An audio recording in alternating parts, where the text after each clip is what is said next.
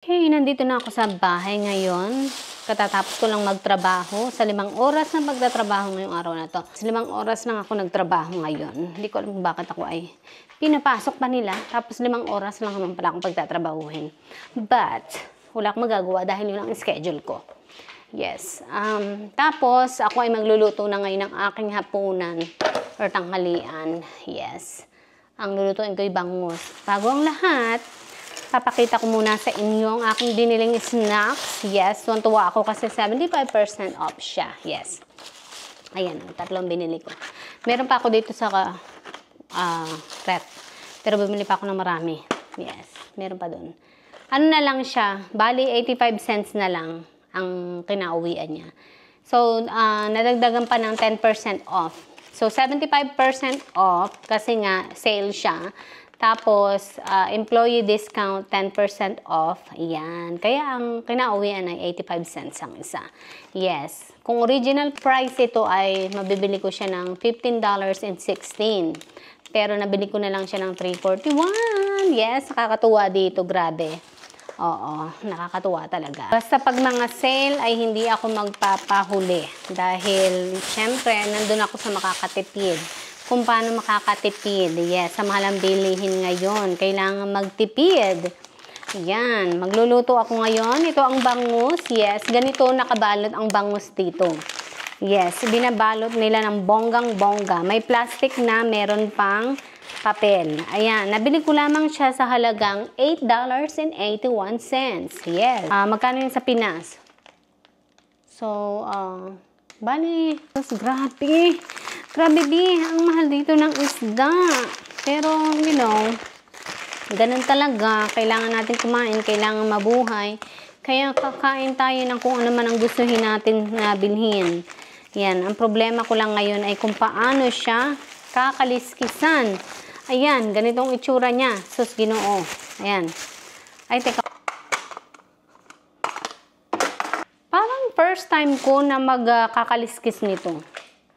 Sa buong buhay ko, hindi ko yata naranasan na magkaliskis ng bangus. Grabe.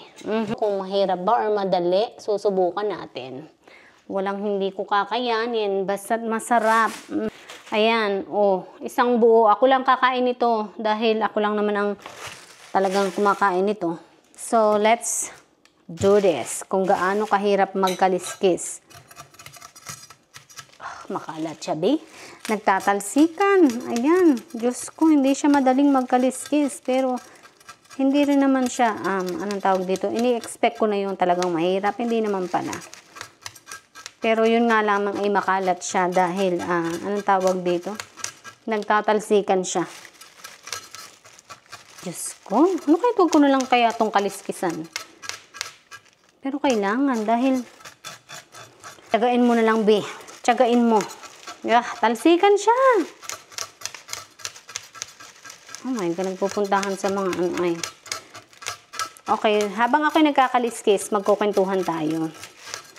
Meron lang akong ikukwento. Yung kapatid ko nang kinaiinisan ko ba? Alam ko kapatid ko siya na dapat ay magkasundo kami. Pero naiinis lang talaga ako sa ugali niya. Dati na kasing ganun talaga yung ugali niya eh. Yung para ba siyang adult na siya pero hindi siya nagsiseryoso sa buhay niya. Pakialam ko ba basta wag lang siyang lalapit sa akin tuwing mga ngailangan siya. Kaso yun nga ang nangyayari, lagi siyang lumalapit kapag nangangailangan. Kasi nga hindi siya marunong sa buhay niya. Adult na siya hindi pa niya makayang madiskubre yung buhay. Ang lagi niya idadahilan ay kesyo daw. Hindi daw siya makapagtrabaho dahil daw may maliit daw siyang anak. May maliit daw siyang bata. Ako yung nagkaroon din ng maliit na bata nung time na yun. Pero hindi ako tumigil sa pagtatrabaho. Dahil ang katwiran ko ay hindi ako pwedeng tumigil sa pagtatrabaho. Dahil wala naman akong nung time na yun ay choice, diba? Kaya kahit wala akong choice ay kailangan ko magtrabaho. Sus, Ginoo. Ang kalat. Wala akong choice, kumbaga, kundi ang magtrabaho pa rin kahit ayoko. Kahit may anak akong maliit. Kahit, ang tawag doon, kahit ang liit-liit ng sinasahod ko. Yun, kailangan ko magtrabaho, walang choice. Minsan pag wala ka talagang halos kalimitan, Pag wala ka talagang choice, ay kailangan mong gumawa ng paraan. Hindi pwedeng dahil may maliit kang bata, wala ka nang gagawin. Anong gagawin mo? Hindi ka na magtatrabaho. Ay paano yung anak mo, diba? Yun ang nasa katwiran ko noon. Nung ako ay, tawag dito, nung ako ay nagtatrabaho pa, nung maliit na yung anak ko, hindi ako pwedeng tumigil. Gustuin ko mang makasama yung anak ko, ay hindi ko kayang gawin dahil nga, tawag dito, kailangan kong itaguyod yung pamumuhay naming dalawa. Kaya sabi ko, Lord, pasensya na, gustuin ko mang makasama ang aking anak, ay hindi naman po pwede. Makakasama ko naman siya tuwing Sabado, Linggo, ganyan, kasi wala akong trabaho ng Sabado at Linggo. Pero yung sasabihin mo na araw-araw, kagaya ng ginagawa niya, na araw-araw ay kasama din yung mga anak niya. Tsaka kung tutuusin, pwede niyang pag-alagain yung anak niyang isa, na malaki na, parang 14 years old na yata yun. Pwede na mag-alaga ng anak yun, kung tutuusin, kung talagang halimbawang gusto niya magtrabaho sa iba. Anong tawag dito? Kaya lang, may trabaho naman siya eh. May trabaho siya sa bahay, nagtitinda-tinda siya, hindi ba trabaho yun? Oh, pwede naman niyang gawin yun eh. Sabihin mo, ayaw lang niya talagang, ayaw ko sa kanya, nakesyo daw, oh, hindi ako makakatulong sa magulang natin kasi wala akong trabaho at hindi rin ako makapagtrabaho dahil tawag dito, may anak akong maliit. Tapos sabi pa niya, ay ngayon pa wala ding trabaho yung asawa ko. Really? Bakit ka pumayag na walang trabaho yung asawa mo? At bakit ka rin pumayag na nag-asawa ka ng walang trabaho? O sinong may kasalanan yan? Ako? Diba, pag mag-aasawa ka, kailangan pipiliin mo rin yung mapapangasawa mo. Pipiliin mo yung buhay ng mapapangasawa mo.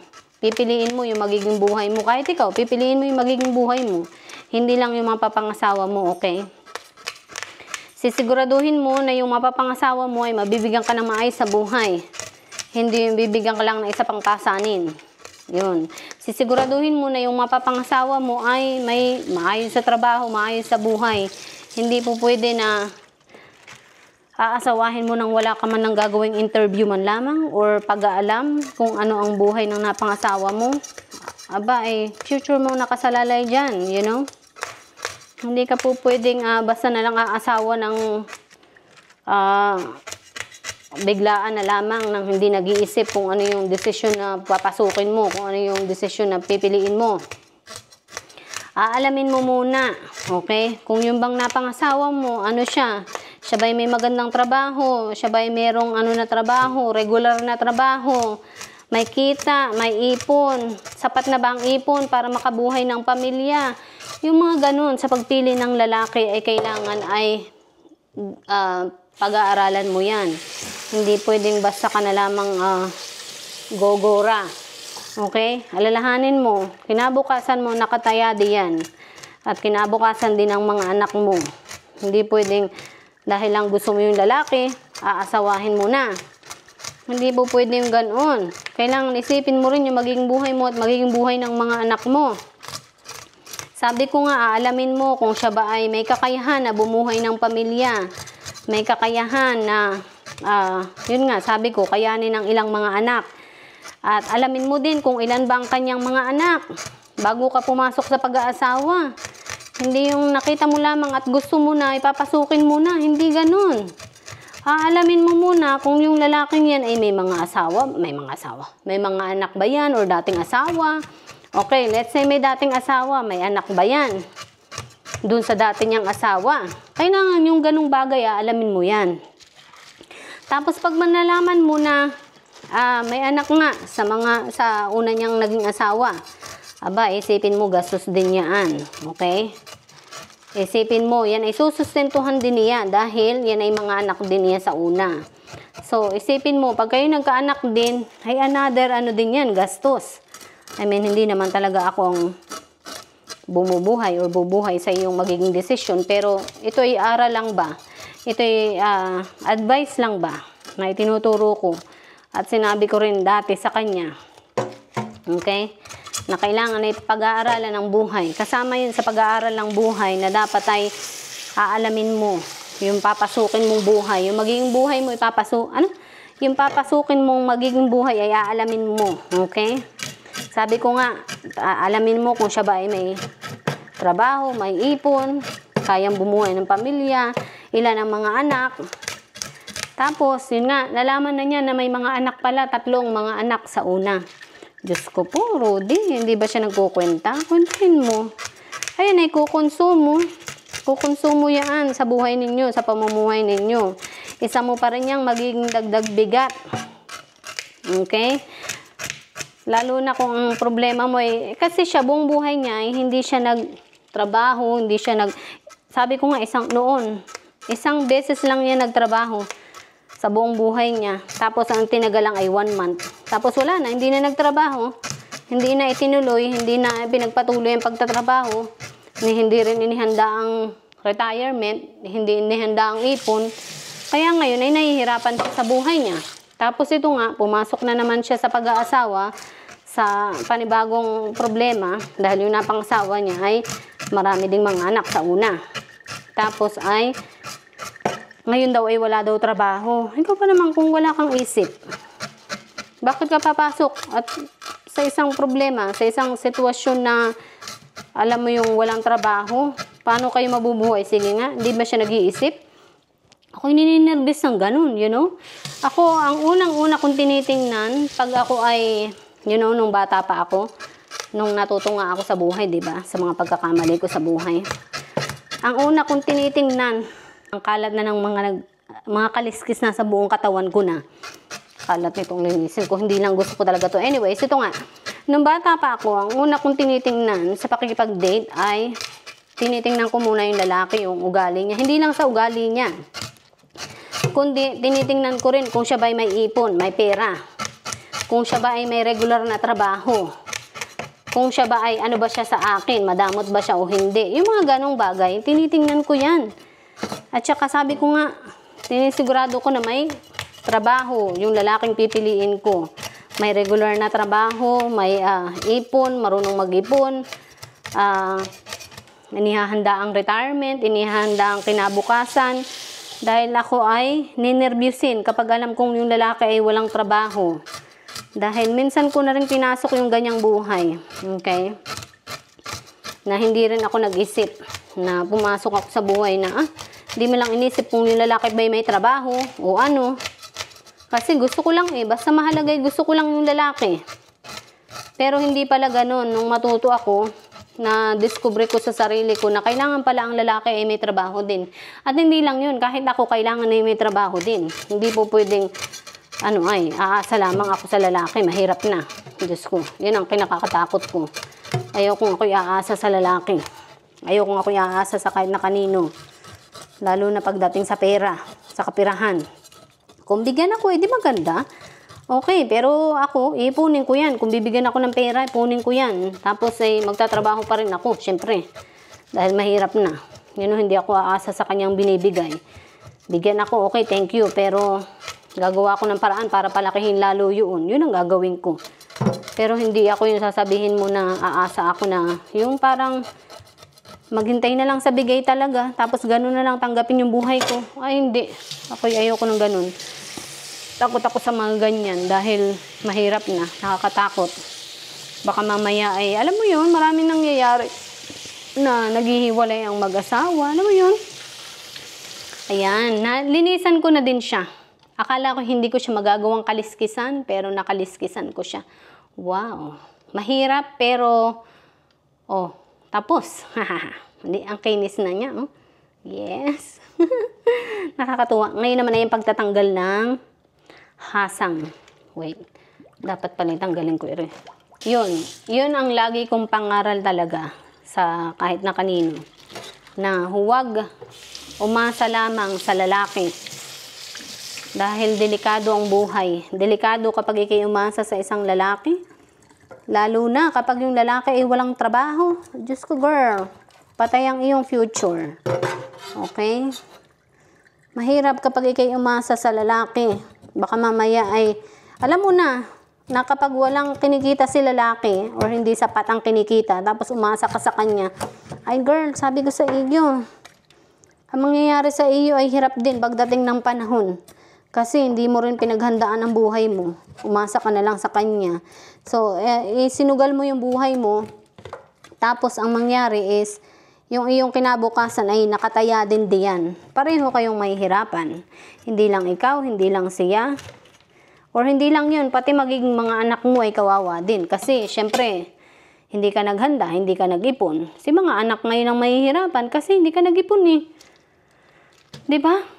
Isipin mo yun ang result ng gagawin mo sa pag-asa mo sa iyong asawa. Tapos yung asawa mo ay wala ding nangyari sa buhay niya, hindi rin niya naihanda yung buhay niya, hindi rin siya nakapag-ipon. O di pareho na kayong pagdating ng panahon ay hindi ninyo alam kung anong gagawin sa buhay ninyo. Yun ang mangyayari. Kaya sabi ko sa inyo, huwag na huwag aasa. Kaya ako, kahit ako ay yun nga, ganito na ng buhay ko, maayos na naman. Talagang, inihahanda ko pa rin ang buhay ko dahil ayoko pagdating ng panahon, ako iasa ko na lang din yung buhay ko sa anak ko. Ayoko nun. Mahirap. Nakakain ba to? I don't know. Bituka to eh, so hindi nakakain. Ayun, ayokong iasa talaga yung buhay ko sa anak ko o sa ibang tao. May atay din pala to. Nakakain kaya yung atay ng bangus? I don't know.